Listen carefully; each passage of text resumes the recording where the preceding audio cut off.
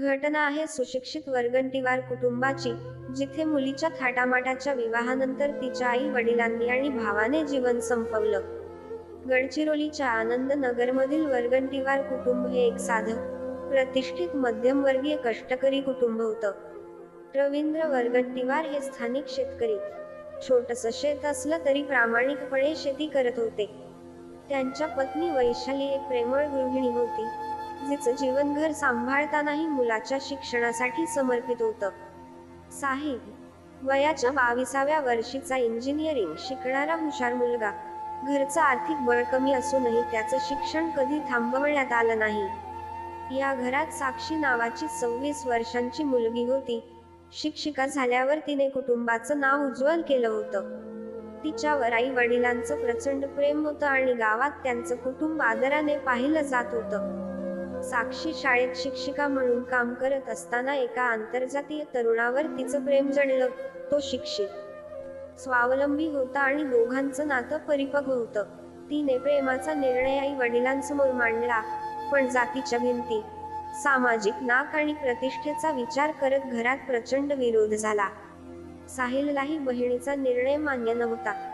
त्याने तिला समजावण्याचा प्रयत्न केला, पण साक्षी ठाम राहिली.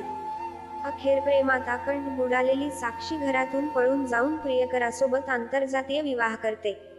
तिच्या या निर्णयामुळे रवींद्र, वैशाली आणि साहिल यांचं मानसिक संतुलन ढासळलं. गावात लोक बोलायला लागले. प्रतिष्ठा धुळीला मिळाल्याचा त्यांना त्रास झाला. रवींद्रला मान खाली घालावी लागली. वैशाली तणावात घराबाहेर पडणं थांबवते. साहिल कॉलेजला जाणं बंद करतो आणि घरात फक्त मौन पसरतो. शनिवारी संध्याकाळी गावात खळबळ माजते, कारण कुटुंबातील तिघे अचानक बेपत्ता होतात. सकाळी त्यांचे मृतदेह घराजवळील विहिरीत तरंगताना सापडतात. शून्य नजरेतला आक्रोश, विहिरीजवळ ठेवलेले मोबाईल आणि चपला त्यांच्या शेवटच्या क्षणांची साक्ष देतात. तिघांनी एकाच वेळी आत्महत्या केली, कारण त्यांच्यावर समाजाच्या अपेक्षांचं आणि प्रतिष्ठेच्या दबावाचं असह्य ओझं होतं. साक्षीने प्रेम केलं ते चुकीचं नव्हतं, पण तिच्या निर्णयामुळे जर कुटुंब टोकाचा निर्णय घेत असेल तर त्या मृत्यूचं संपूर्ण खापर तिच्यावर फोडणं अन्यायकारक आहे. दोष समाजाच्या संकुचित विचारसरणीचा आहे. जेव्हा साक्षीने प्रेमविवाह केला तेव्हा तिला वाटलं की काही दिवसांनी आई वडील समजून घेतील, पण दुसऱ्याच दिवशी तिच्या प्रियकराने वर्तमानपत्रातून बातमी वाचून तिला सांगितलं की तिचं कुटुंब संपलं आहे. तिच्या पायाखालची जमीन सरकते, ती कोसळते. परत जावं वाटतं, पण आता घरी कोणी उरलेलंच नसतं. पोलिसांनी तात्काळ कारवाई करून मृतदेह शवविच्छेदनासाठी पाठवले आणि कोणत्याही हिंसाचाराचे चिन्ह नसल्याचे स्पष्ट केलं. गावात शोककळा पसरते. लोक सुन्न होतात. प्रेमात चूक नव्हती, पण ऐकून घेणे, समजून घेणे गरजेचं होतं. समाजाच्या दबावामुळे सगळं संपलं. आई वडिलांचा विरोध योग्य होता का? साक्षीचं पळून जाणं योग्य होतं का? आणि समाजाने इतका दबाव का टाकला? हे प्रश्न अजूनही अनुत्तरित आहेत. 3 दिवसांनी साक्षी गावात परतली. तिच्या चेहऱ्यावर दुःख आणि रिकामपण स्पष्ट दिसत होतं. पोलिसांनी तिचा जबाब घेतला. तिने सांगितलं की तिचं प्रेम खरं होतं. तिला वाटलं होतं की आई वडील समजून घेतील, पण त्यांनीच नाकारलं आणि आता ती एकटी उरली आहे. तिचं आयुष्य एका नव्या वळणावर आलं होतं, पण तिथं आनंद नव्हता. फक्त आठवणी, अपराधीपणा आणि असह्य रिकामपण.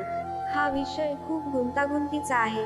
कोणाचं वर्तन पूर्णतः योग्य किंवा अयोग्य म्हणता येणार नाही, पण संवादाचा अभाव या दुःखद घटनेमागे होता. जर आई वडिलांनी तिला ऐकलं असतं, समाजाने थोडा मोकळा विचार केला असता आणि साक्षीने थोडा संयम दाखवला असता, तर कदाचित हे तिघं आजही जिवंत असते. शेवटी टाळी दोन्ही हातांनी वाजते. चूक सगळ्यांचीच होती.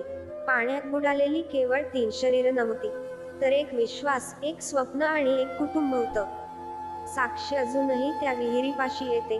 डोळ्यात पाणी नसतं, पण मनात पश्चात्ताप असतो. या घटनेतून आपण शिकणं गरजेचं आहे. प्रेम स्वीकारायला, संवाद ठेवायला आणि कोणाचंही आयुष्य संपवणं हे कधीच कोणत्याही समस्येचं उत्तर नसतं.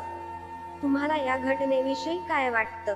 तुमचं मत जरूर कळवा आणि अशाच सत्यकथा जाणून घेण्यासाठी आमच्या YouTube चॅनलला सबस्क्राईब करा आणि बेल आयकॉन प्रेस करायला विसरू नका. धन्यवाद.